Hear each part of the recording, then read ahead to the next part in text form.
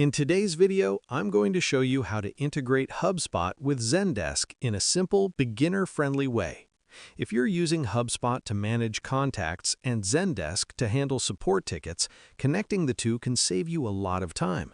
Instead of jumping between platforms, you can keep your customer information and support conversations in sync. Let's start with the basic idea. HubSpot does offer a direct integration through its app marketplace. You can find it by going to your HubSpot dashboard, opening the app marketplace, and searching for Zendesk.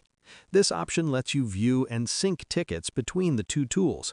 However, many beginners find this setup limiting and not very flexible, especially when they want more control over what data moves where. That's why a more practical option for many users is using an automation tool like Zapier. Zapier acts as a bridge between HubSpot and Zendesk. It allows you to create automated workflows called Zaps without needing any coding skills. Here's how the setup works in simple terms.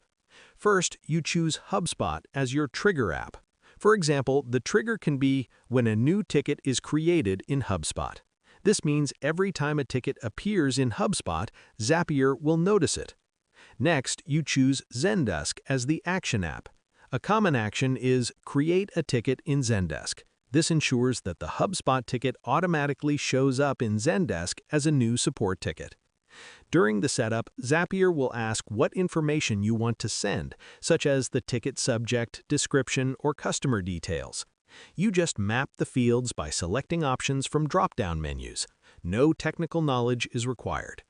Once both accounts are connected and the workflow is turned on, everything runs automatically. Create a ticket in HubSpot, and it appears in Zendesk without any manual work. This approach gives you flexibility, saves time, and keeps your support process organized. And that's how you integrate HubSpot with Zendesk using a simple automation workflow. Share this video and subscribe for more helpful tutorials.